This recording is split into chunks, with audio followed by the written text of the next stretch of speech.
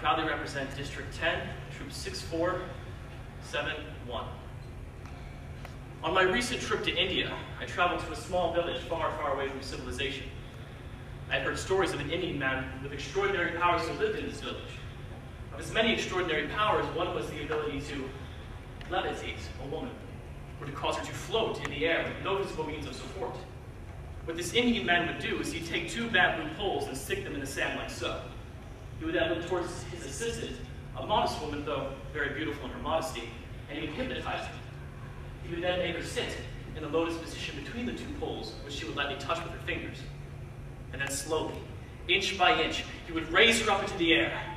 And as I stood there in the hot desert sun, I thought to myself, that's something I'd like to do to Angie. Now, before we begin here tonight, ladies and gentlemen, you must understand that whenever I see Angie, I experience this bright little flash of desire.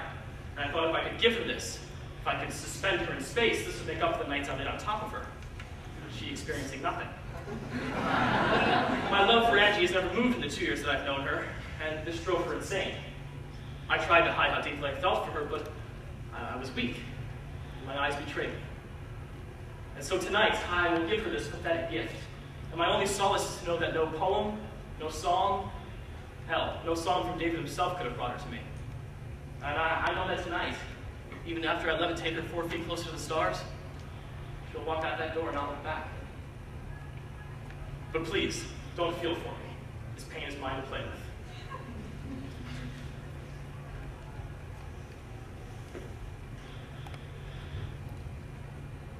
I think I'm dead, Mr. Iscariot. That's a slight cause for concern for me because I don't know if my soul's quite yet ready for judgment. The fact of the matter is that this is a dream. This is the longest damn dream I've ever endured. I just really miss my wife, Mr. Iscariot. I remember I was at a party at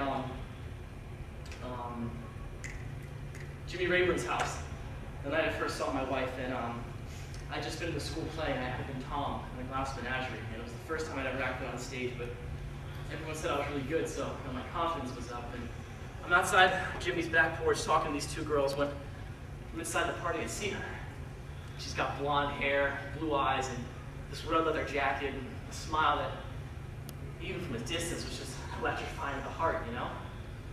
And I'm talking to these two girls, and she walks over, and I remember thinking to myself, I'm not even gonna try to talk to this girl, all right? She's just way out of my league. So she walks over, and I say goodbye, head back inside, fixing the skedaddle, but then Jimmy grabbed me, and well, a few bomb hits later, I'm half passed out on the couch, and she comes and sits next to me, my future wife, and says, I saw you at a play the other night.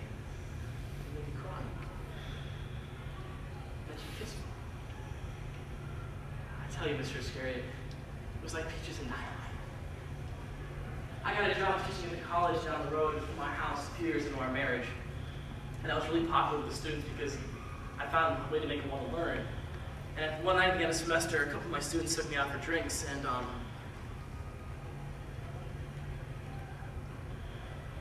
sleeping with one of the co-eds. This young lady named Lucy, and I remember hopping into bed with my wife that night, drunk as a skunk, and just looking at her. I liked the way she looked when she was sleeping. I used to call her my little baby brontosaurus. She looked like one of those cute little dinosaurs you see on TV. And I remember waking up the next morning and looking at her, and everything I had done the night before just came rushing back to me, and she didn't look the same no more. Nothing was ever the same after that night. I tried to make things better, but the only thing it did was more booze and more women. You know who W.H. Auden was, Mr. Iscariot? He was this poet who said that God, on Judgment Day, will reduce you to tears of shame. Recited by heart the poems who would have written her life been good. She was my poem, Mr. Iscariot. Her and the kids, but mostly her. You cashed in silver, Mr. Iscariot, but me? Shit, I threw away gold. That's a fact.